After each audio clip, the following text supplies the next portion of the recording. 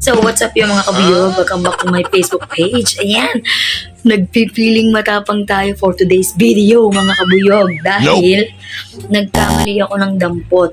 Ang akala ko, mga kabuyog, pagpunta ko sa grocery store, ang nadampot ko ay spicy jampong. So, ayun na nga. Hindi pala dahil ang nakuha ko pala ay eto. My goodness. 2 times samyang. Spicy. Paano ko kakainin to? Eh, nung huli bumili nga ako nito, hindi ko nga nakain. Parang tumigim ako, isang tinidor lang ang kinain ko. Yung ulo ko parang nagkaroon ng helmet, tas nabibingi ako. What if ito pa? Oh no! Times 2. Eh, yun nga eh, times 1 lang. So, ayun na mga kabuyog, tara mag-init ng tubig. Check natin itong mga kabuyog. Kung pipiling matapang tayo ngayon kasi sayang naman. Ang mahal-mahal nito, tas i-stock ko lang ganyan. Bahala na mga idol. Tara, samahan niyo ako kabuyog.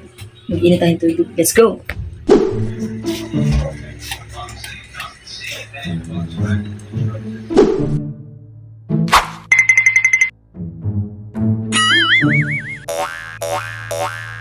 A few moments later.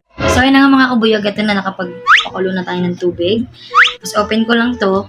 Parang gagawin natin dito yung pancit canton. Yung lulutuin mo natin sa mainit na tubig. Tapos, tatapon natin yung mainit na tubig pag naluto na to.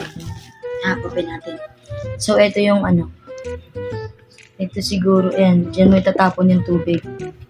After maluto nito. So, tara. Ito na nga pala yung tinidor ko. Ayan. Open natin. Ginagawa? Baka mamatay. No! Tiyara eh.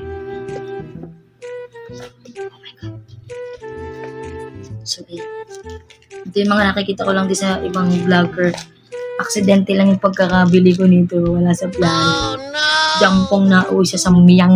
Ano ba naman yan? So, ayan. Alam ko mamaya ito ilalagay. Tara, salin natin.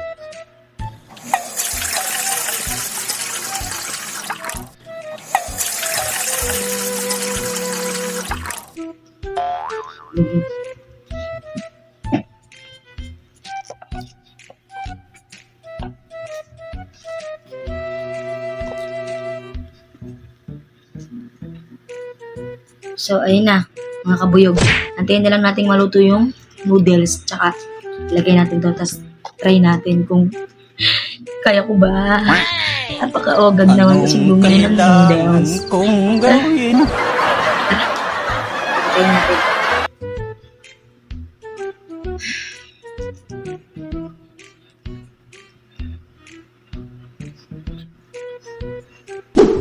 At ayun na nga mga kabuyo, kung napapansin nyo, masyado na ako ninit sa kakaantay kung panuluto pa ba to sa mainit na tubig. Ayan, nag-cellphone muna ako at tinalibang na aking sarili. Kuwari, bisid-bisihan tayo. Yan, check. Balik cellphone. Ayan, tagal mo maluto nito, kaya kuwari, bisid-bisihan na naman ang lola nyo. So, push mo lang yan, Yaki. 1 eternity later. Mga kabuyog siguro after 3 minutes.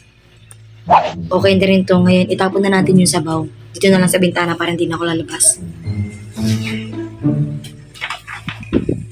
Uy, sobrang liwanag niya. Bubutasin lang natin to. Ayaw. Matigas siya mga idol.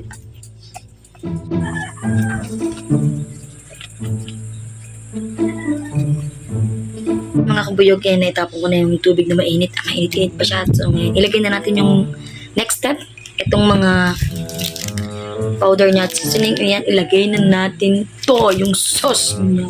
Mapapasos, ginoon na naman siguro ako nito. Let's go! Oh no!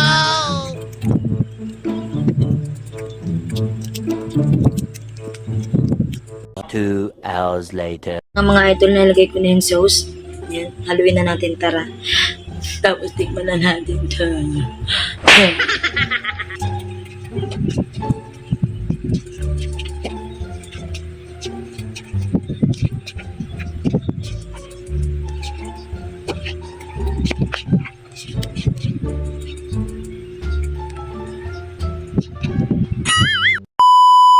Tara mga kabuyog, try na natin to.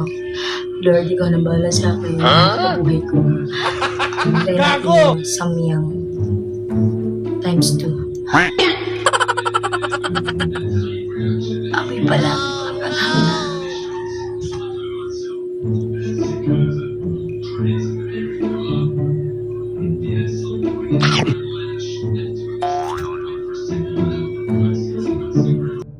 Patay na nga mga idol. Kaya ninanamnam ko pa kung anong lasa yan. Nakikiramdam ako siyempre. Unang kagat maanghang na mga kabuyo.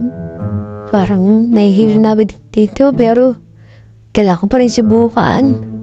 Sige lang. Oh my God. Hindi ko alam kung hihingi na ba ako ng saklolo. So, sinubukan ko ulit. Ayan. Baka sakaling pangalawang kain ko, mawala na yung anghang. Pero, parang may mali. Ganun pa rin siya, mga kabuyog. Sandali nga.